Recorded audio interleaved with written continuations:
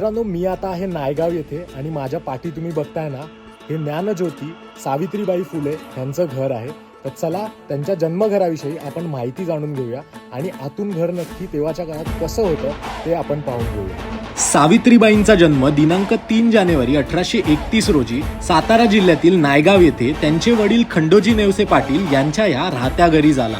1840 साली त्यांचा विवाह ज्योतिराव फुले यांच्यासोबत झाला. विवाहानंतर ज्योतिरावांनी सावित्रीबाईंना शिक्षण दिले.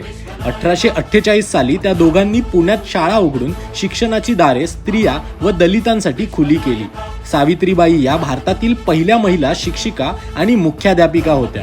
त्यांच्या या जन्मघरात आपल्याला त्या काळचे भंडारघर पाहायला मिळते. तेव्हाच्या वेळी या ठिकाणी मुबलक असा धान्यसाठा केला जायचा.